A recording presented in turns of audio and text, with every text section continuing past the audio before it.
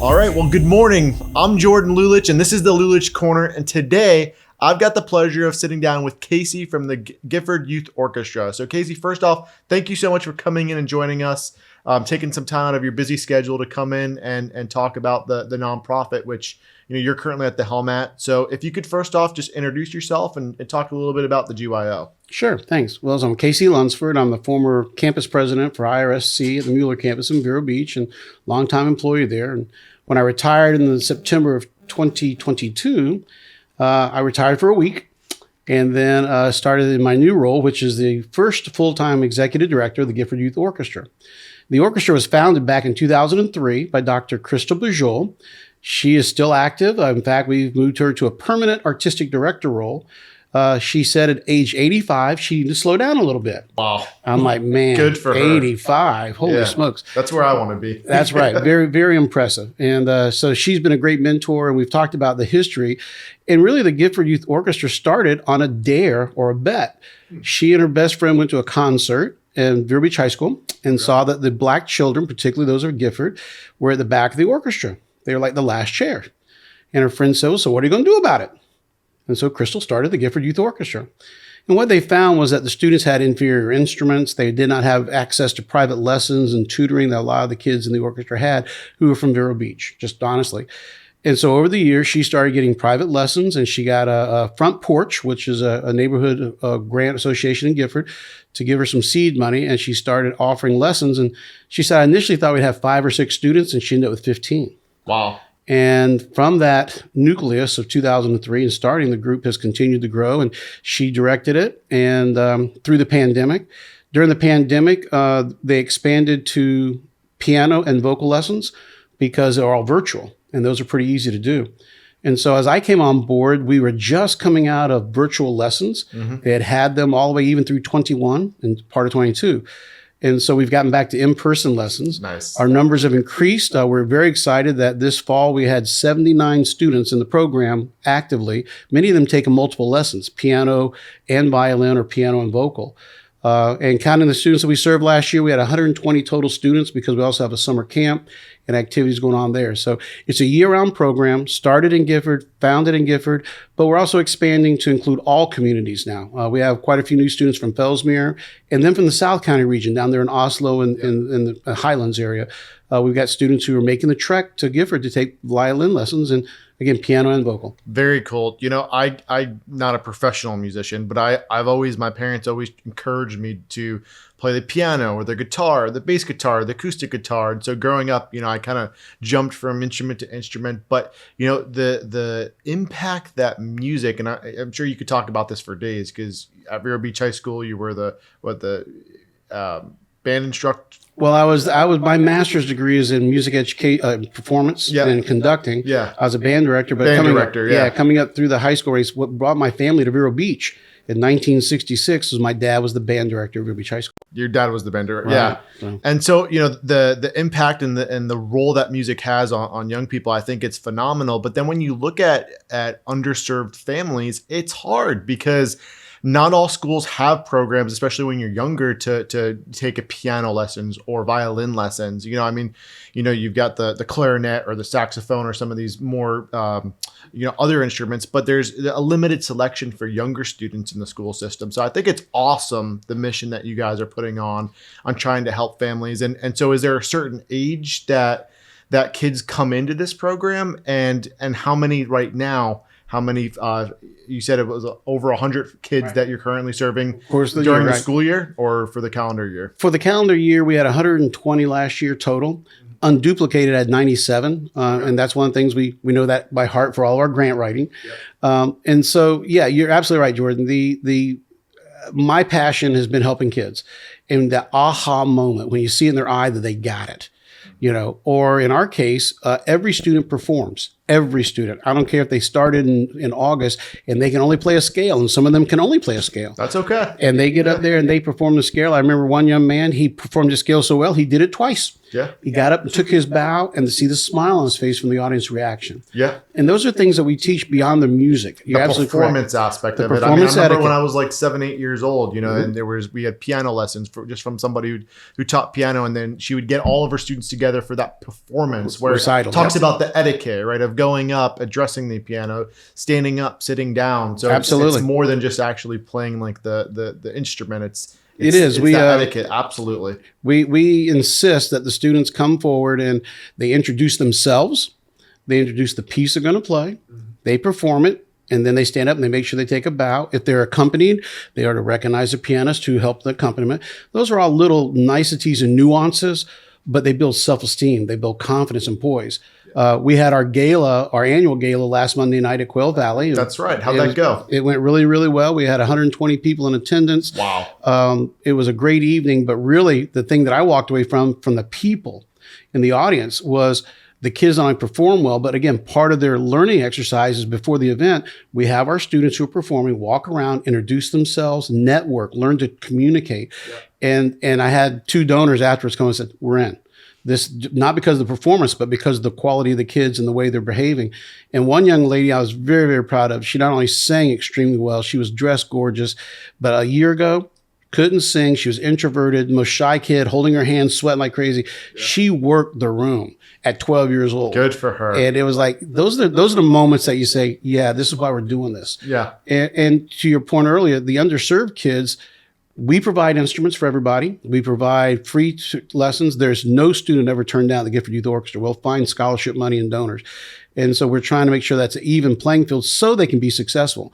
We're not guaranteeing them success. We're giving them the opportunity to be successful. And they buy in. They love it. What happens to these students? I mean, is there an age which you stop serving? Do they turn 15, 16 and you're like, we can't help you anymore? Or like, up to what age are these students coming through your program? Good point. So we were normally 6 to 18 through the graduation. But this year we've got 2 5-year-olds and a 4-year-old. Wow. So we're reaching down to the preschool area because, again, those students are going to play piano and sing. It's the enjoyment of music. Yep. But we're also trying to get them hooked early on. Again, being a music educator, I know that music education at a young age, even infantile and pre-infantile. I got to bring my son. He's 10 months. Lullaby project at one of the schools involves music. Yeah. Sometimes teaching students, babies, orally through music, you can teach them language. And I'm a firm believer in those things that the music stimulates the brain. They see it with dementia patients that are elderly. They see it with the young children.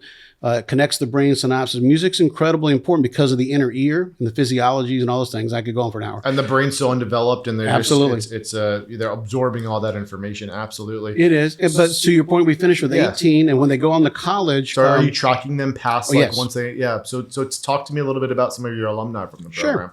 Well, I'll share the one senior we had last year during the pandemic. A group of kids dropped out, which has a virtual lesson. So we've got a really young group that's up to about 9th grade, and then we had one senior last year. Okay. And the one senior graduated from Vero Beach High School, Tatiana Wallace. She was outstanding, great composer. She works the room again really well. Tatiana works at Indiana State's part-time. She's going full-time as a student at Indiana State College on a Take Stock in Children scholarship, which guarantees her up to $100,000 for her college education in the state of Florida. Wow. And so she's going free ride there. We gave her some scholarship money to cover some of the expenses she doesn't have. But Tatiana now is giving back and teaching our beginners. So it's a pay-forward scenario. Very cool. One of our former students is teaching over in Tampa. She is the head of a string program.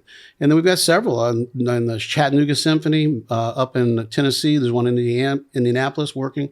So there's some that are playing professionally, but by and large, we hope that they leave with a sense of pride and poise and self-confidence to be successful in other areas. Yeah. All the kids who graduated and stayed through their senior year have all gone on to college or got a job, workforce. That's awesome. And you're keeping them out of trouble. We are. And with our new facility that we're trying to raise money for, we hope to even do more workforce. We want to build a recording studio that's designed and for not only things like small ensembles and podcasting and teaching students how to do both sides, perform and engineer. We also have a larger room that'll be for ensembles like rock groups, choirs, things of that nature. So where are you located right now? Right now, we're vagabonds. We go wherever the rooms are available. Okay. We currently are at the Gifford Community Center on Tuesdays. Okay. And then the school district has been a great partner. We go to Gifford Middle School Wednesday, Thursdays. We're at a church on Friday and Saturday. We are wherever space is available. Wow. And we know that once we get our home built, that'll not only become a central point for music and the numbers will grow, but also for the community. That's the vision of Dr. Bajol. We want to impact community. Our new site is right on 45th Street, Martin Luther King Jr. Boulevard. We want to make an architectural jump. We want to increase the quality of what's on there, but also become a center and a hub.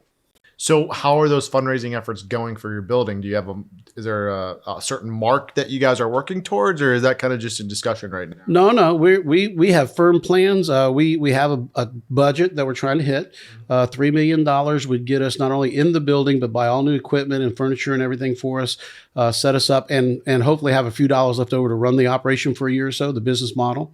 We're halfway there. Okay. Wow. We've been quiet about it. We had one major donor step up and give us a 7-figure donation in November. That's in the bank.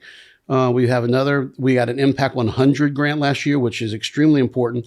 The money is important, but also the recognition by that group, because they're so thorough. Yep. The Impact 100 folks do a great job of vetting everybody. And so that's a signal that we are doing the right things. So that was Impact 100 is for equipment for the recording studio.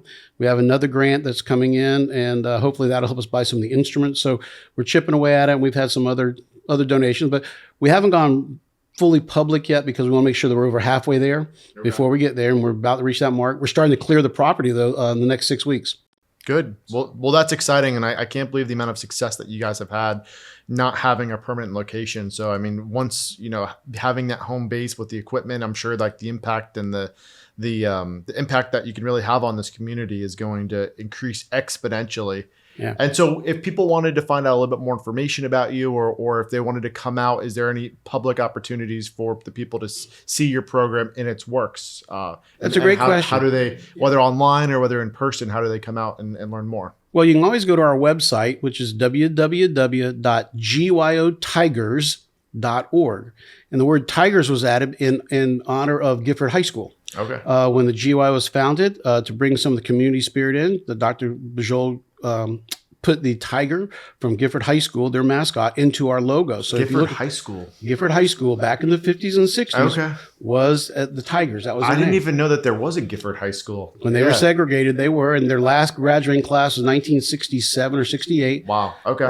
So it was Vero and Gifford High School. They were separate. Yeah. Oh, yeah. Now, I was the first ones coming through in the Union County that we went to Gifford for middle 6 and middle 7, and then back to Vero Beach High School. So that back in the day where Gifford Middle School is, it was just the 7th graders for all the county students. Sebastian, Fellsmere, we all went to Gifford for 7th grade, 6th and 7th grade. Yeah. So over time, that's it. But to pay homage to Gifford High School, we put tigers in our logo. And if you look at our logo, it's the face of a tiger shaped in a violin. Very cool. It's very cool. Yeah, it's really some beautiful work done by her in the past to pay homage to that. But you can go to our website, gyotigers.org. You can always call our office, 321-3007. And they can go and see our kids in public. We have what we call our first string ensemble. It's a quartet or sextet that goes out and plays a lot of venues. They did 9 concerts between November 5th and December 16th. Wow. Playing Christmas music, holiday music at the hospital, at different events, Uniting Against Poverty. We play a lot of those galas and things. The students will be playing Friday, March 1st at the county, the IG Center. They're doing an award ceremony for county services for children. We'll do the opening for that. So a lot of times we're the opening act. Okay. Wow. We will have our next major concert in April and May. Okay. And those are coming up. But again, all those dates are on our website. And we're excited about that. It's fun to see the kids succeed. And we give them performance opportunities, but we also teach them in performance how to then handle finances. We give them a stipend for that. So if they get $20 per student, we make sure that they say $1 for the parents for getting you there, $1 for this. We try to teach them financial responsibility, not just go out and spend it at the local store. So it's not just music that you're teaching. You're teaching life skills. How to handle life. Yeah. And again, if we can give them, many of the students will stay in the program 3, 4, 5 years, and they get to high school. Some other things happen. Maybe they go to a sport or something like that. So when they get into those areas, we look at that hard. And again, we know they're going to be successful. Good. Casey, well, I appreciate you joining us, sharing what you guys are doing with the Gifford Youth Orchestra. This was Casey Lunceford, and we appreciate you listening in. This is the Lulich Corner. I'm Jordan Lulich, and we'll see you next time.